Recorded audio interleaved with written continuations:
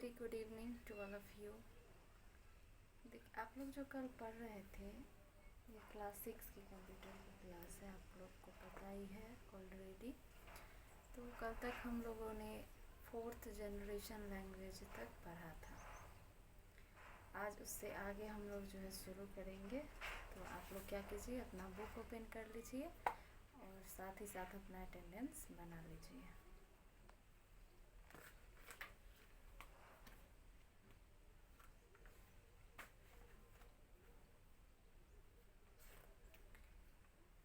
ये जो है आपका पेज नंबर 19 होगा, 19 page number, chapter 2 class 6 page number 19। इसमें कुछ नोट दिए गए थे, तो उस नोट को भी हम लोग पढ़ लेते हैं। डिफरेंट प्रोग्रामिंग कॉन्सेप्ट, ये भी काफ़ी कामयाब होता है पढ़ने में, आप लोग को काफ़ी जो इसमें समझ आएगा। तो फर्स्ट है modular programming. In modular programming, we divide a large program into a small unit called modules. तो जो बड़ा प्रोग्राम होता है उसको हम डिवाइड करके क्या कर देते हैं, स्मॉल यूनिट में डिवाइड कर देते हैं। तो उसको क्या कहा जाता है, मॉड्यूल्स कहा जाता है। This programming consists of one main module and more sub-modules. Each modules originate from a source code। और जितने भी ये जो बनते हैं मॉड्यूल्स, उसका अपना अपना एक कोड होता है। जैसे एग्जाम्पल के लिए सी प्रोग्रामिंग, अगर आप बना रहे हैं तो आपका कोड क्या होगा, सी प्रोग्रामिंग, डी प्रोग्रामिंग, ई प्रोग्रामिंग, इस प्रकार से नाम दे करके आप लोग कोई भी व्यक्ति बनाता है और बना सकता है। उसके बाद है procedural programming. Procedural programming is used to tell the computer exactly what to do step by step। तो प्रोसीजरल प्रोग्रामिंग जो है वो कंप्यूटर को क्या बताता है, एग्जैक्ट बताता है कि एग्जैक्टली आखिर करना क्या है, स्टेप बाय स्टेप जो चीज़ करना होता है उसको वो बताता है। कौन, procedural programming. Procedural programming refers to functions and the execution of the functions। It emphasizes more on procedure than data। Example assembler, Fortran, COBOL, C etc। ये सब इसके एग्जाम्पल हैं। ये इसके अंदर जो भी डेटा होता है, जो भी चीज़ होता है, उसको स्टेप बाय स्टेप उसका सॉल्यूशन देता है। कौन, प्रोसीजरल प्रोग्रामिंग। कंप्यूटर को ये बताता है कि करना क्या है। उसके बाद है event driven programming. Event driven programming of event or event based programming is a kind of programming in which the follow of the program is determined by events, that is on user action, mouse click, key presses। Example के लिए visual basic. तो event driver में क्या होता है कि जैसे ही कोई इवेंट तैयार किया जाता है तो ये इवेंट बेस्ड प्रोग्रामिंग ही कहलाता है। इस प्रकार से मतलब ये इवेंट पे बेस्ड है, कोई भी इवेंट जो तैयार किया जाता है उसके लिए। तो ये क्या करता है, कोई प्रोग्राम जब हम लोग बनाते हैं, प्रोग्राम इवेंट सब एक ही है, तो उसको बनाने में, उसको तैयार करने में क्या करता है, ये फॉलो करता है एक प्रकार से। जैसे आपको बोला जाता है ना, किसी को फॉलो करो समझो, उस प्रकार से। तो जैसे कि यूज़र जो है कोई एक्शन लेता है, यूज़र यानी हम लोग, तो हम लोग क्या करते हैं, कुछ ना कुछ कंप्यूटर के अंदर करते हैं, माउस के द्वारा हो गया या कीबोर्ड से टाइप करके हो गया। तो उसी प्रकार से ये चीज़ होता है, जैसे कि विजुअल बेसिक इसका एग्जाम्पल दिया गया है। फिर है ऑब्जेक्ट ओरिएंटेड प्रोग्रामिंग, मतलब OOP, ऑब्जेक्ट ओरिएंटेड प्रोग्रामिंग। ये प्रोग्रामिंग क्या होता है, In object-oriented programming, a program is a collection of object। तो ऑब्जेक्ट ओरिएंटेड प्रोग्रामिंग में क्या होता है कि प्रोग्राम जो है यानी ऑब्जेक्ट जो है वो प्रोग्राम का कलेक्शन होता है। These object contain both data and function। ये जो ऑब्जेक्ट है आपका ऑब्जेक्ट ओरिएंटेड प्रोग्रामिंग, ये डेटा और क्या करता है, फंक्शन को स्टोर करता है यानी कंटेन करता है। ऑब्जेक्ट बिलोंग टू क्लासेस और and can perform specific task. तो ऑब्जेक्ट जो है वो क्लासेस से बिलोंग कर सकता है और ये स्पेसिफिक टास्क पे जो है वो अच्छे से काम करता है, जैसे C++ हो गया, जावा हो गया, CH हो गया, एक्सेट्रा। उसके बाद नेक्स्ट है the following steps are required for the planning of a program. जैसे फर्स्ट इसमें दिया गया है, जैसे the following steps required for the planning of a program, यानी जब हम लोग कोई प्रोग्राम बनाएंगे तो उसके लिए जो बेसिक स्टेप्स की हमें आवश्यकता होगी वो अब जो है वो दिया जा रहा है। तो फर्स्ट है defining and analysing the problem. तो पहले क्या होता है, defining and analysing the problem. Before writing a program, program लिखने से पहले you need to of information, आपको एक मतलब इंफॉर्मेशन की आवश्यकता होती है, यानी एक आउटपुट।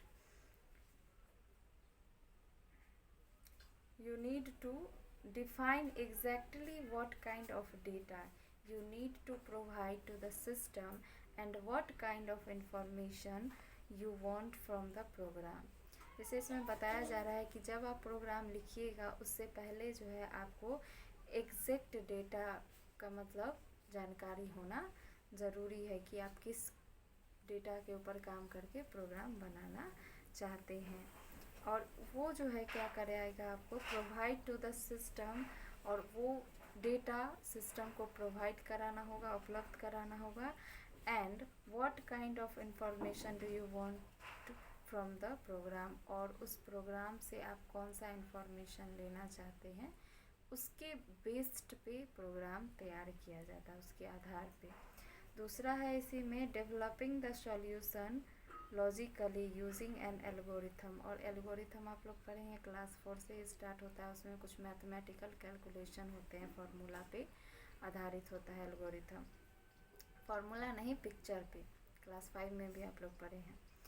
तो डेवलपिंग द सॉल्यूशन, जो सॉल्यूशन होता है ना, एल्गोरिथम का यूज़ करके हम लोग सॉल्यूशन को डेवलप करते हैं, इसमें समझ गए, फिगर वाइज। अब जैसे फॉर एग्जांपल इसमें दिया गया, suppose you want to write a program to find the total and average of a student marks in 5 subject.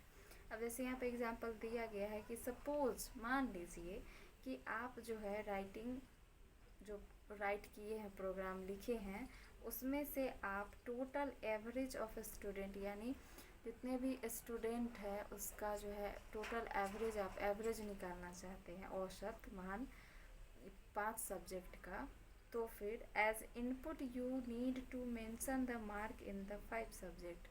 As a input आपको क्या करना पड़ेगा, 5 सब्जेक्ट का मार्क्स जो है उसमें ऐड करना पड़ेगा, डालना पड़ेगा, तभी आप इंफॉर्मेशन ले सकते हैं उससे।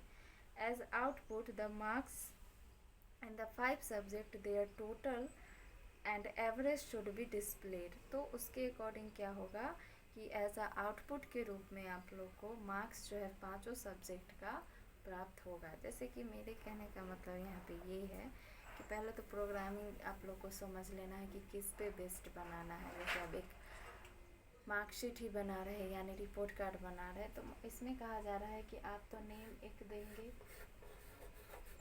और फिर आप एवरेज निकालना चाहते हैं, तो टोटल जो मार्क्स होता है या फिर मार्क्स होता है, टोटल नहीं है मार्क्स, तो किसी को 98 आया, नाम यहाँ पे कुछ भी हो सकता है, किसी को 90 आया, तो इस प्रकार से। और सब्जेक्ट इधर रहेगा, मैथ में आया, साइंस में आया, इस प्रकार से। तो ये जो चीज़ें हैं ये यहाँ पे बोल रहा है, ये आप जब तक नहीं डालिएगा तो ये स्टोर नहीं रहेगा, तो नंबर आपको डालना पड़ेगा। उसके अकॉर्डिंग क्या होगा, आपको बाद में अब किसी का 5 स्टूडेंट का एवरेज निकालिएगा तो औसत मान निकाल के आपको बताएगा। अब नेक्स्ट पेज नंबर हम लोग देख लेते हैं, what is programming do you know में दिया गया है पेज नंबर 20 में। तो यहाँ पे ये देख लेते हैं कि प्रोग्रामिंग क्या होता है, what is programming. The process of writing the instruction in a computer language is called programming. तो किस प्रोसेस को, इंस्ट्रक्शन लिखने के प्रोसेस को, और इंस्ट्रक्शन किस लैंग्वेज में होगा, कंप्यूटर की भाषा में, यानी कंप्यूटर के लैंग्वेज में प्रोग्रामिंग लिखने के प्रोसेस को ही हम लोग क्या कहते हैं, प्रोग्रामिंग कहते हैं। Let us learn about various technical terms यानी component of a program that you should know before writing a program. यानी कुछ ऐसे कंपोनेंट्स के बारे में यहाँ पे बताए गए हैं जिसका इस्तेमाल आप कर सकते हैं प्रोग्राम को बनाने में। फर्स्ट है कमांड यानी कीवर्ड्स। कीबोर्ड नहीं है, यहाँ पे कीवर्ड्स है, WORD words. These are the words that tell the computer what to do. ये वर्ड्स जो है वो कंप्यूटर को बताता है कि क्या करना है। कौन सा वर्ड देखेंगे इसमें, these are also called reserve words, और इसको हम लोग रिजर्व वर्ड्स के नाम से भी जानते हैं। Some example of commands are begin, end, if, else, true, false, do, while, then, set, reset। उसके बाद बूलियन है, इंटीजर है, चार है। इस प्रकार से ये सारे के सारे कमांड्स हैं। तो ये सारे कमांड्स का हर एक का मतलब है। जैसे कि आप इंड देखते हैं, इफ़ देखते हैं, एल्स देखते हैं, कोई भी है तो सबका अपना अपना क्या है, यूजेज है। उसके अकॉर्डिंग ये सारे कमांड है। तो पहले हमें प्रोग्रामिंग में बनाने के लिए जब हम तैयार करेंगे तो ये सारे कंपोनेंट की आवश्यकता होगी। तो फर्स्ट क्या है, कमांड है। तो ये सारे जो है वो कमांड है। फिर है data. It is divided into 3 parts. Data जो है वो 3 पार्ट में डिवाइड है। फर्स्ट है नंबर यानी 0 to 9, alphabet number, alphabet characters हो गए या फिर स्पेशल सिंबल हो गए। यही तीनों चीज़ से कीबोर्ड में बना होता है। तो ये सारे जो है वो डेटा को टाइप करने के लिए उसमें जो है ज़रूरत होती है। There are 2 type of data, constant and variable. तो डेटा जो है वो 2 प्रकार के होते हैं। एक तो होता है कांस्टेंट और दूसरा क्या होता है, वेरिएबल। कांस्टेंट और वेरिएबल बहुत ही सिंपल नेम है, आप समझ सकते हैं। तो कांस्टेंट और वेरिएबल भी हम लोग पढ़ेंगे, उससे पहले हम लोग डेटा टाइप पढ़ लेते हैं।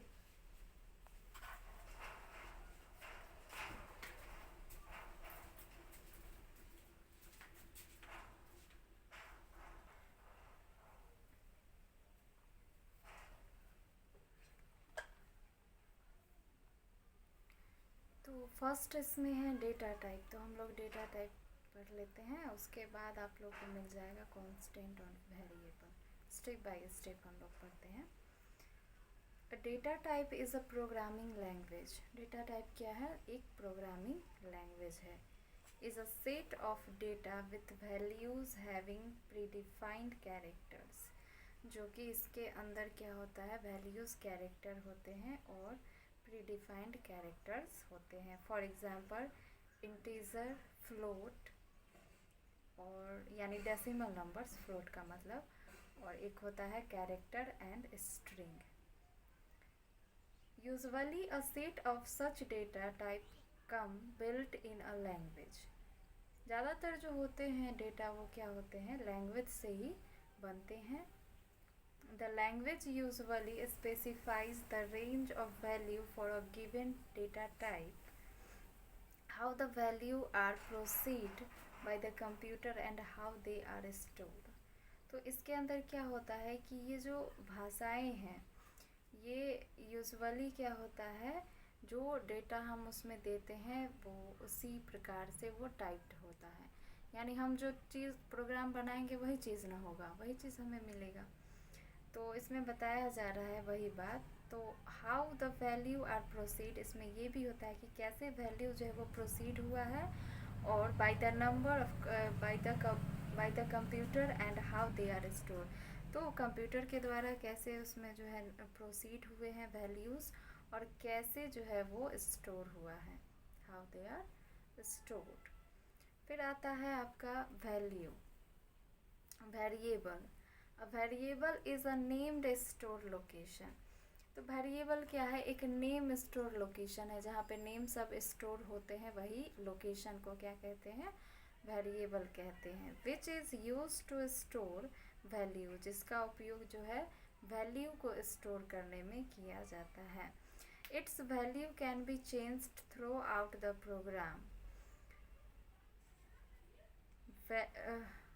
Various types of data can be store in variable, अलग अलग प्रकार के डेटा जो है वो वेरिएबल के अंदर स्टोर होते हैं। That is numeric, character and string.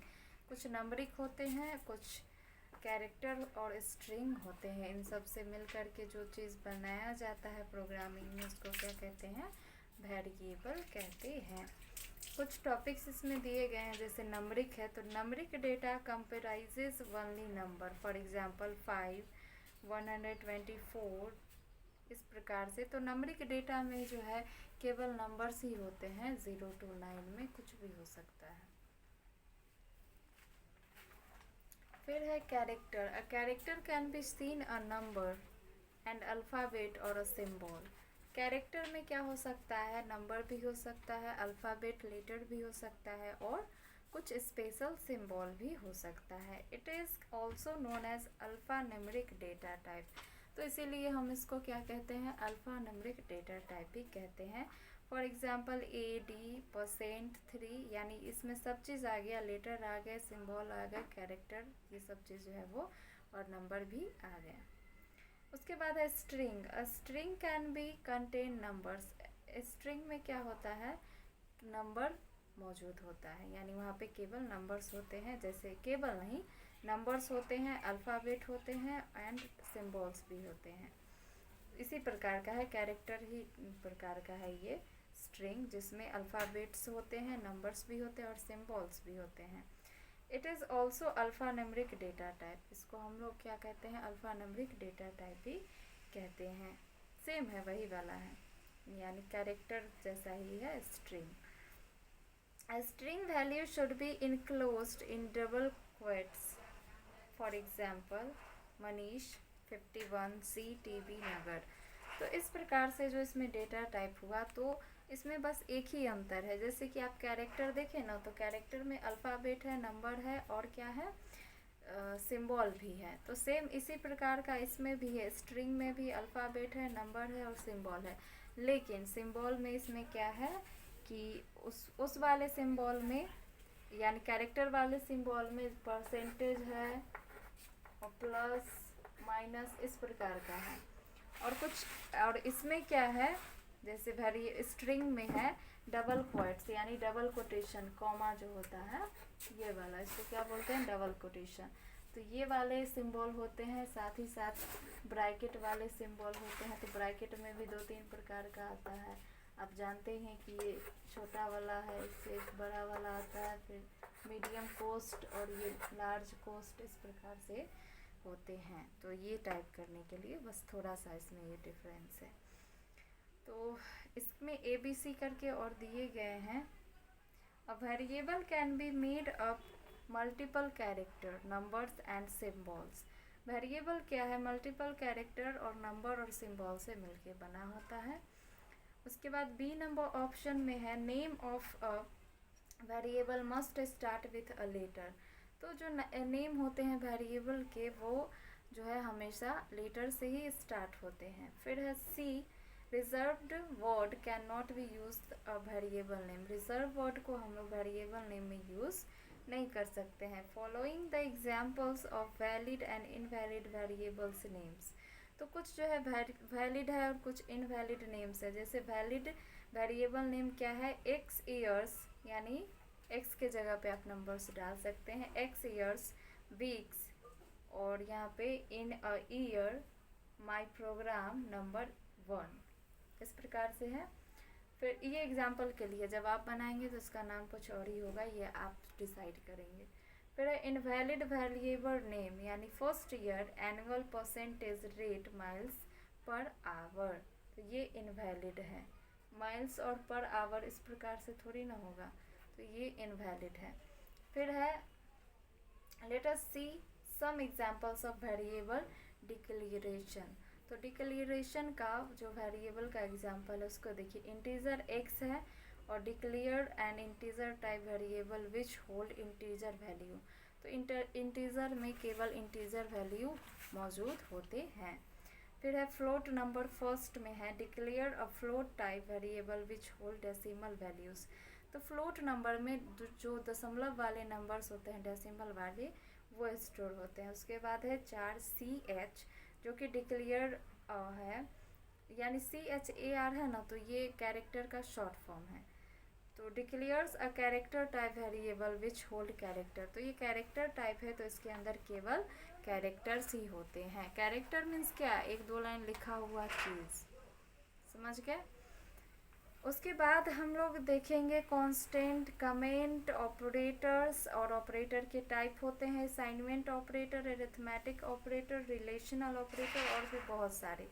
तो आप लोग को कहना ये है कि आपसे 21st पेज नंबर और 22nd पेज नंबर और 23rd भी अगर रीड कर ले तो आप लोग के लिए अच्छा होगा। ओके, तो ज़्यादा नहीं तो 21 और 22 यानी 21st और 22nd आप लोग जो है वो याद कर लीजिए, सॉरी रीड कर लीजिएगा, ताकि जब भी ये क्लासेस स्टार्ट होगी कल तो आप लोग जो है अच्छे से इसको समझ पाएंगे। अटेंडेंस याद से बना लीजिएगा, और इस टॉपिक्स में कहीं पे दिक्कतें आ रही हैं तो मैसेज करके पूछ लीजिएगा। आज के लिए इतना ही। Thank you and goodbye and good evening again.